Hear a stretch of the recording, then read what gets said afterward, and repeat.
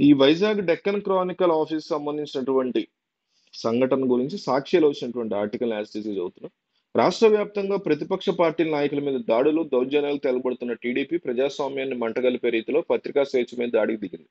విశాఖ నగరంలోని డెక్కన్ క్రానికల్ కార్యాలయం మీద టీడీపీ అనుబంధ సంఘాల నేతలు దాడి జరిపిన ఘటన రీసెంట్ గా చోటు చేసుకుంది. రాష్ట్రం కూటమి ప్రభుత్వం విశాఖ స్టీల్ ప్లాంట్ మీద యూటర్న్ తీసుకుందంటూ డెక్కన్ క్రానికల్ పత్రిక రీసెంట్ గా ఒక కథనాన్ని ప్రచురించింది.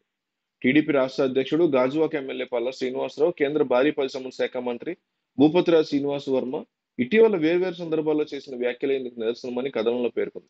వారి మాటల సారాంశాన్ని వివరిస్తూ స్టీల్ ప్లాంట్ ప్రైవేటీకరణ మీద కూటమి యూటర్న్ తీసుకునే అవకాశం ఉందని అభిప్రాయపడింది. దీంతో టీడీపీ అనుబంధ సంఘాలైనటువంటి తెలుగునాడు మహిళా విభాగం నాయకులు, కార్యకర్తలు ఎంపీపీ కాలనీ డెక్కన్ క్రానికల్ కార్యాలయం మీద మెరుపు దాడి చేశారు. కార్యాలయం గేటు విరగొట్టి లోపలికి ప్రవేశించి కార్యాలయం అద్దాలు, ఫర్నిచర్, పూలకుండీలు పాల్గొట్టారు. కార్యాలయంలోని మహిళా సిబ్బందితో వాగ్వాదాన్ని దిగి దూర్భాషలాడుతూ దూషించారు.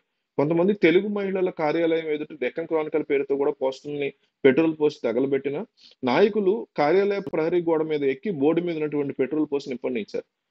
పత్రిక యాజమాన్యానికి వ్యతిరేకంగా నినాదాలు చేస్తూ ఉద్యోగులను బూతులు తిట్టారు. ఊహించిన పరిణామంతో క్రానికల్ కార్యాలయ సిబ్బంది భయాందోళనకు గురయ్యారు.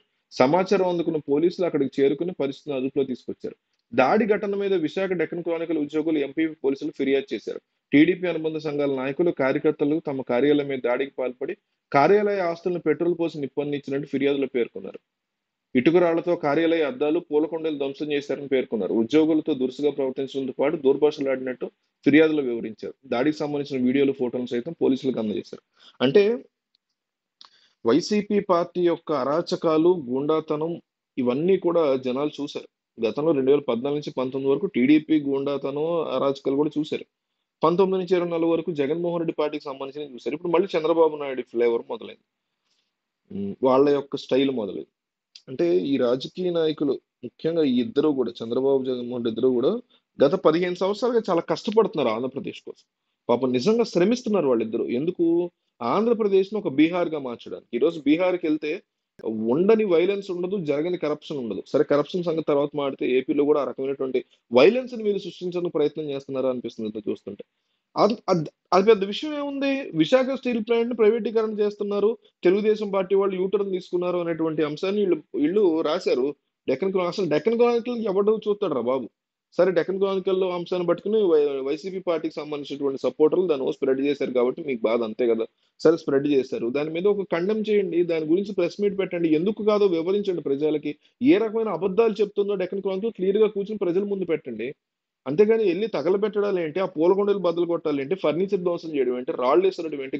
గ్లాసులు బద్దలు కొట్టడం ఏంటి? అక్కడున్న ఫీమేల్స్ ఆడవాళ్ళతో దూర్భాషలాడడం, బూతులు తిట్టడం ఏంటి? అసలు బుర్ర పని చేస్తుందా? సరే, ఇంత జరిగినా కూడా దీని మీద ఒక్క రకమైనటువంటి ఖండన కూడా లేదు తెలుగుదేశం పార్టీ నుంచి. భరత్ కూర్చొని, ఎంపీ భరత్ వివరించారు. అంతవరకు నేను అప్రిషియేట్ చేస్తా. ఎందువల్ల మేము యూటర్న్ తీసుకోవట్లేదు, ఇది అబద్ధపు న్యూస్ అని చెప్పారు. డెఫినెట్లీ అదే చేయాలి ఫస్ట్ అసలు. డెఫినెట్లీ మెచ్చుకోవాలి ఆయన ఆ విషయంలో. మెచ్చుకుంటున్నాం కూడా. కానీ జరిగినటువంటి దాడిని ఎందుకు ఆయన ఖండించట్లా? టీడీపీ ఎందుకు ఖండించట్లేదు? దీని గురించి ఎందుకు సైలెంట్ గా ఉంటున్నారు అసలు?